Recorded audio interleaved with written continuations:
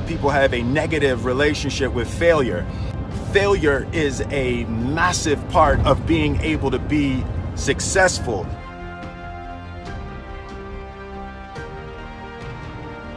And as much as you want to be able to listen a little bit, because somebody's going to give you a gem, but nobody knows but you. Can't get advice on what you should do with your life, right? Nobody knows what you are. Like, even sometimes you don't really even know what you are. You got to take your shot. And it's like, as much as you want people to agree and you want the people around you to be supporting your dreams and all, it's not going to be like that all the time. You got to do it alone. And people will help you, and when you get the ball rolling, people will jump on. But if you don't believe, nobody else is going to believe. People come along because your belief is so insane. Following your dreams is a lonely, solitary, scary, dangerous pursuit. You can't wait for somebody to think you can do it. And it's like, because they don't think you can do nothing they can't do. You know what I mean? It's like a lonely, scary, dangerous pursuit. And you got to be willing to risk everything to become that seed of what you believe. You got to be fearless. You got to be relentless.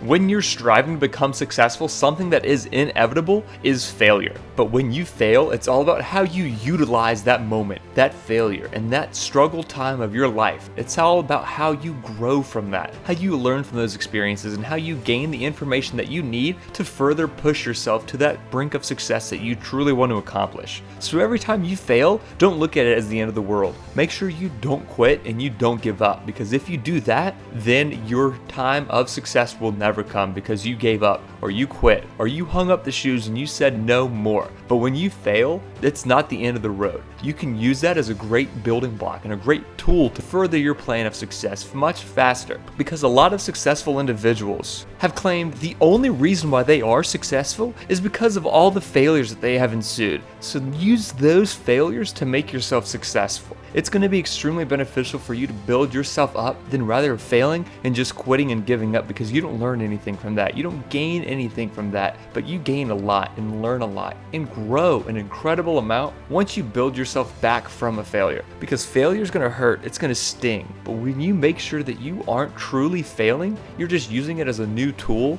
that's when you truly become successful.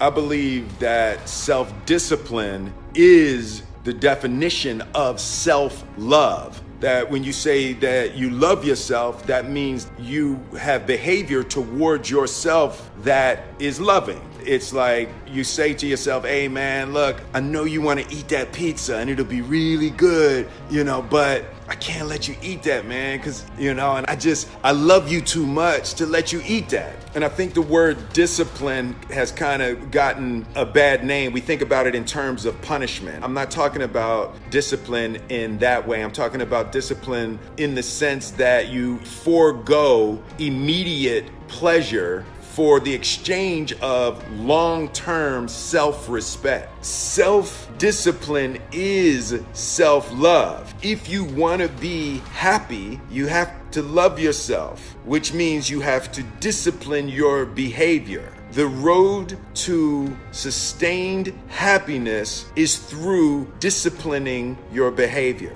People with beautiful stories, and there's an idea that in this world that people suffer and you suffer in vain. For me, the films like The Pursuit of Happiness and also meeting this people, the idea that suffering can have a happy ending. There is a purpose, there's a reason, there is something to hope for. For me, it's why I enjoy working with the Prince's Trust, that idea of hope and that idea of people actually taking control of their situations, taking control of their lives. Absolutely. You saw Chris Gardner, he owns one of the biggest black-owned stock brokerage firms in America, and 25 years ago he was homeless. And the film shows his deterioration to homelessness and then his rise to, his little piece of the American dream. We're working on his press line skills. It's the whole ear thing. The ear thing sort of took it over the edge for me. It was perfect.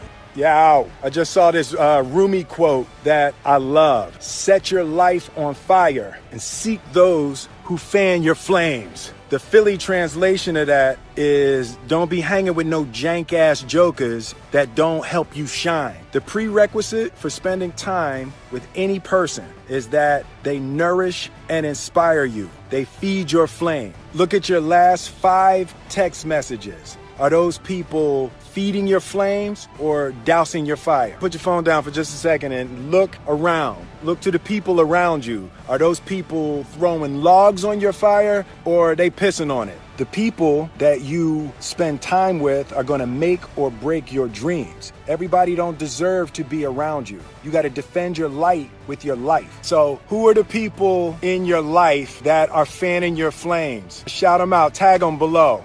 Thank you all so much for watching this video. If you haven't already, please go ahead and like the video, subscribe to the channel if you're new, and let us know what you thought down in the comment section down below.